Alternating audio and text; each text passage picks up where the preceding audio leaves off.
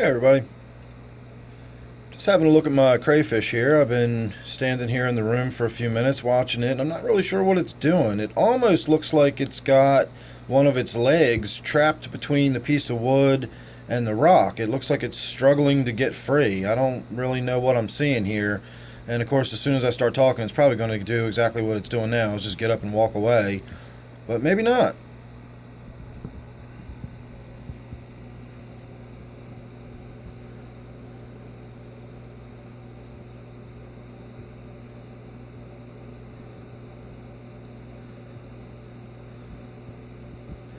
It's trying to walk backwards, which is what they do fairly frequently. I do see them walk forward, but backwards is the way they normally move. And you can see that piece of wood moves around. It's not in there very firmly, so it's entirely likely that as this crayfish was crawling around on the piece of wood, chewing on the algae, that piece of wood could have shifted and landed on one of its legs, and now it's actually stuck in there and it can't move.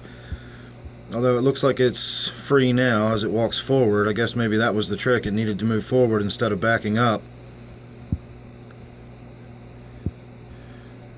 Well, it's still doing it. It's kind of like pushing its face down into the wood. I wonder if it's preparing to slough or something. I've never really seen this kind of behavior. I see them eat algae off of the wood frequently enough, but they use their little claws. Their first set of walking feet actually have little tiny pincers on them, and I believe the females have the pincers on the first two sets of walking feet. The big claws you see in the front are basically for defense. If you can see right there on that little leg behind the big claw, you'll see those little tiny pincers. That's what they use to pick up little tiny pieces of food, and they pick algae off of stuff. I've never seen them push their face down against whatever it is they're trying to graze off of, but that sure is what it looks like it's doing, and that's why I thought it was stuck. Every time I looked at it, it looked like it was trying to push itself away, and it was using its face to get leverage or something. I've never seen it do this before. This is kind of unusual behavior. So anytime I get interesting or unusual behavior that I've never seen before, I always try to get it on video.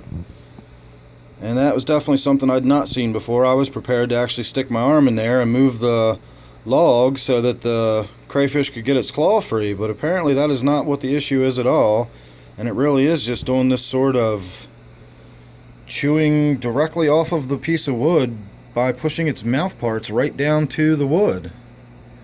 That is interesting. I've never seen that before. Alright, well, that was just a little bit of a look at it. It is Saturday evening. I did go out to the reservoir today, and again, I saw some hopeful signs. I saw some very small fish, some real tiny young schooling fish. So there was some activity, but that was all I saw. I didn't see so much as a sunfish. I threw my line out here and there a couple of times. I saw no activity at all, so it's still a little early in the year, but we will get there soon, and I will be starting to stock this tank up with something a little more interesting than just these fish. If nothing else, the crayfish will be out and moving pretty soon, and I'll be able to actually start adding crayfish to this tank. And while I've gotten kind of used to having one crayfish in here, you know, safely roaming around, and I don't have to worry about them fighting to the death or anything, I really do want to get several crayfish back in here, because that's when it gets interesting and you get the drama of the crayfish chasing each other around and staking out their positions and stalking each other and fighting. And you know, crayfish are just, they're brutal. It's really interesting watching multiple crayfish vie for space, and even in a large environment like this.